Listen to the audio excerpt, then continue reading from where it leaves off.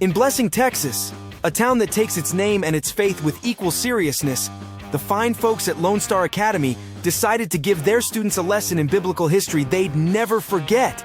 And boy, they delivered. Forget the 10 Commandments or Noah's Ark. Those are for amateur Sunday school teachers. No, this was the story of Jael and Sisera, a delightful tale of hospitality, betrayal, and a tent peg to the skull.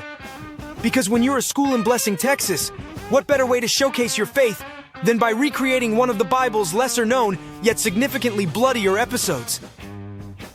Principal/self-appointed theologian Thomas Whitaker spearheaded the idea, insisting the reenactment was about instilling strong moral values and an appreciation for decisive action. At a community meeting in the Blessing First Baptist Fellowship Hall, he elaborated, "The Bible isn't just a collection of stories, it's our guidebook. And Jael's story? Well, that's a lesson in bravery and divine justice. What better way to inspire our kids than to show them what faith in action looks like?" The crowd of mostly evangelical parents nodded along. But not everyone in Blessing was convinced. "I'm all for teaching the Bible," said Mark Winters, a PTA stalwart, who describes himself as moderately religious, but still in possession of common sense. "But I'm not sure a live-action reenactment of a woman committing cold-blooded murder is exactly what the kids need to see. What happened to the good old days of making macaroni crosses?" When the big day arrived, the entire town of Blessing turned out. The gymnasium was packed with folding chairs and a crowd buzzing with anticipation. On stage, the students shuffled around in DIY costumes that screamed, "Pinterest fail," which was a mix of burlap robes, plastic sandals, and a suspiciously modern-looking fleece blanket meant to evoke Old Testament authenticity. A papier-mâché Sisera sat in a tent made of pool noodles and duct tape. The narration began with Principal Whitaker himself booming into the microphone. And Jael, wife of Heber, welcomed Sisera into her tent. The tension built as Jael, played by 11-year-old Emma Sanders, offered Sisera a cup of milk, really just a Dixie cup of almond milk from the cafeteria. Then came the grand finale. Jael grabbed her foam tent peg, raised her craft store hammer, and mimed, driving it home with a dramatic flourish. A pre-recorded sound effect, a metallic thunk, blared from the speakers, and the audience erupted. Believers Row gave a standing ovation, shouting, "Hallelujah and praise be!" Meanwhile, one PTA mom fainted, a second grader burst into tears, and a dad muttered, "I thought this was going to be about Jesus." The performance was all anyone in Blessing could talk about for weeks. Evangelical parents hailed it as a bold return to biblical values. "We're raising warriors for Christ," said Pastor Billy Ray Thornton, a local minister and self-described tent peg enthusiast.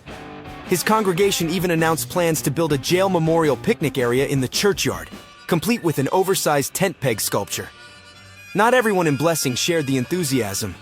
"I'm all for faith-based education, but this was like the Texas Chainsaw Massacre, Bible edition," said Sarah Caldwell, whose daughter played the blanket in the production. "Now my kid's terrified of camping. Thanks, Blessing." Word of the event quickly spread beyond the county line. Parents across the country reacted with a mix of horror and disbelief. A Vermont mom group joked about staging a reenactment of Cain and Abel's sibling mediation workshop, while California's Pastafarian Alliance announced plans for a noodle sacrifice demonstration, complete with flying spaghetti and a giant colander. "If Blessing can have its tent peg, we can have our meatballs," said Marcy Roberts, a spokesperson for the group. Critics nationwide called the Blessing reenactment a dangerous precedent, warning of a slippery slope where schools would have to allow every group, from Mormons to moon worshippers, a chance to showcase their sacred stories. "It's not about religion," said legal analyst Paul Reyes. "It's about whether or not we want fourth graders acting out ancient executions during gym class." Meanwhile, Texas officials took a predictably defiant stance. "Here in Texas, we don't take orders from anyone, especially not the federal government," said Republican State Senator and Blessing native Roy Archer at a press conference outside Blessing's town hall. "We were a republic once, and in spirit, we still are. If the rest of America doesn't like our values, they can stay in their own liberal cities with their yoga and their kale." What started as a local attempt to teach biblical values spiraled into a national punchline, leaving everyone in Blessing wondering what comes next. Principal Whitaker has already hinted at future plans. "This is just the beginning," he told reporters. "There's so much more of the Bible to explore. I've already got big ideas for a Cain and Abel sibling counseling session and a David and Goliath rock-throwing contest. Meanwhile, little Emma Sanders, the star of the show, has reportedly requested to be excused from drama club for the rest of the year. When asked what she learned from the performance, she replied, "Never trust a woman with a tent peg."